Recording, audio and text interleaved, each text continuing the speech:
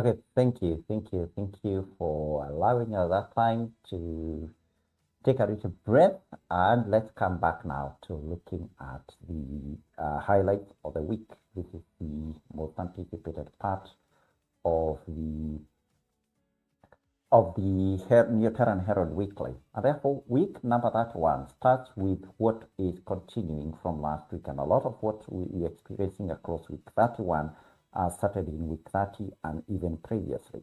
So the most important one, the most consequential one, the greatest highlight is that there is a multi-planetary conjunction happening in your Terran celestial house number 7. This is essential. And this, by the way, is a sort of public information sort of conjunction. And there are two sets of perfectly conjoined planets, because the conjunction involves 5 planets now. Last week it was 7. 2 of them can no longer be considered to be in perfect conjunction, but rather 3 of them. One has already left. What is the moon? Moon has left, and Neptune is just slightly behind the other, so it's not in perfect conjunction with either. So the first one is that there are 3 perfectly aligned major planets. This is essential. This is completely significant and quite rare. Maybe, I'm not saying that doesn't happen often, but maybe once, sometimes 2, 3, maybe once every 2 years or so. So this is important. And of course, it's happening within Zelda. It would be a good indication, because most likely almost everybody can benefit from this sort of conjunction. But you could have the exact opposite of it. So it's still possible, because you do have caveats on Mars, you do have caveats on Mercury, we do have caveats on planet Saturn. They are not, oh, BD, again, I forget to change the pointer, and I don't know why my pointer is not coming out. There's something else that has changed now is how we are describing planet Mercury, and indeed other synodic planets like the moon or Venus, is that we are not just using the name planet Mercury. So we need to describe it by its phase and by its planetary junction, and therefore it's an infrasolar, meaning it's a morning star, prograde, moving forward, Mercury. So planet Mercury is infrasolar prograde. And the planet Saturn, that is not in the same category, does not have synodic cycles, so it doesn't have this kind of description. You can use that unless it's a retrograde. And then, so these ones are there in Zelda. That is what we saw. If you go back to that particular slide, let me just illustrate it, because it's something, of course, we just talked of not too long ago. The major planets in house, that one, and here we're talking about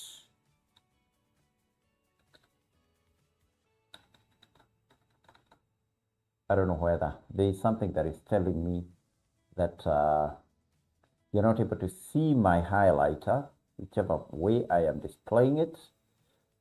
And this is even more. What are we coming to? What has happened here?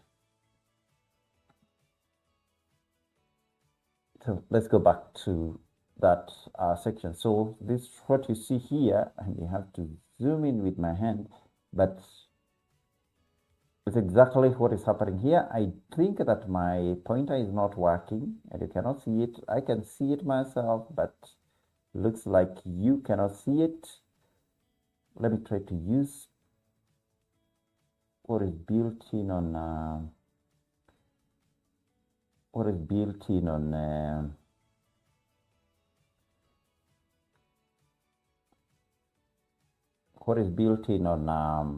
PowerPoint, and hopefully that can be captured when I move it. Okay, here, this inbuilt highlighter is working. So disable the other one.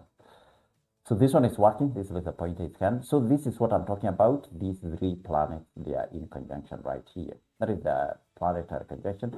The other conjunction is what's happening with the Sun and the planet Aries, which is in the same neighborhood here. But also remember, if you go to the minor planets, we'll also see Neptune here. So actually 6 planets are within Zelda, and that continues almost throughout the week. When we but the Sun is also going to leave, as you can see, on Wednesday's sunrise. It will be just about on the cusp of entering into house number 8. But of course, within a day, 3 days, it will still remain. So throughout the week, the Sun will still be in Abigail. So this multi-planetary, 6 planetary conjunction continues throughout week 31. It's very, very significant. It's open for exploitation by just about anybody. You want more guidance on that one?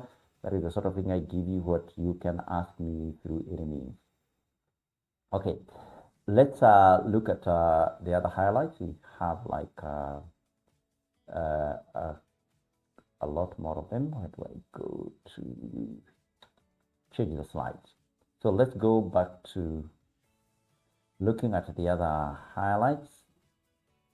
So as you said, the Sun and Aries are on the cusp of entering house 8, and therefore something else you should also notice is because of course the houses, these are houses, we talk about exit divisions and entry divisions, and also if they are in the neighborhood of both, they are in the midway point. That's important. Other systems talk about degrees of a particular host or zodiac sign. I think exit and entry give us a better indication of where they are for creative purposes. And of course, in the entry division of Abizelda entirely is by shared house, by its formation. But house 8 has 2 hosts. At the entry, we find Aries, and then at the exit, we find the Behemoth. Let's go to the next highlight. And this is also a continuation. There's something that was happening last week, but there's a slight change. So it combines both, it has both a continuation aspect and something else. So Pluto, which is in House Cabell, and I hope I'm not destroying the counter, is in perfect, what we call sextile aspect with Saturn and Habsburg. This happened in last week. This continues, but the change is that Mercury and Mars join this sextile aspect this week. Want more information on that? You may need to call me, because try to go to the next highlight. Now this is also another continuation. The perfect sextile of the lunar ascending node and Ceres in house 8 and house 6 respectively. Not respectively, but in that order.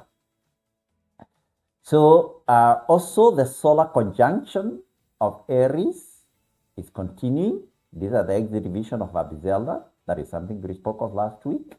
Again, this one, I don't mind a lot if you want to know about it. This one is not very exclusive sort of information. Neoteran year 6, calendar month 8, that is what we've already talked about. It starts today when we mark the start of the week. Also be starting we're marking the start of week number 8.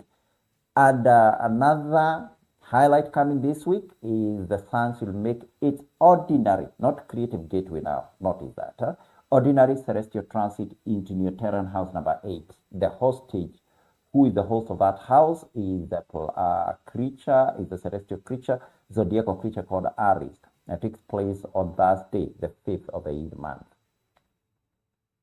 Let's go now look at the moon and what it will be doing. This is the last thing we do before we go into. So this is just highlight. These are major. Notice that. This doesn't mean that this is everything the moon will be doing across its 3 major cycles, but these are just capturing them. So a planetary conjunction with planet Ceres, an instantaneous kind of event takes place on the lunar tropical cycle. That is Sunday. Actually, it's taking place this evening, so a few hours from now. Again, that is something that is, you can ask me, you can reach to me by inbox if you want to understand a lunar star, this lunar star is a creative gateway transit sort of alignment. This one, you need to call me. Give me a call. If you want to understand about this, is taking place on Wednesday.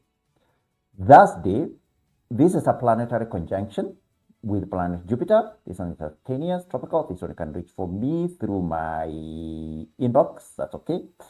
And this is again another junction. This is something that is happening as a Nordic junction of the moon.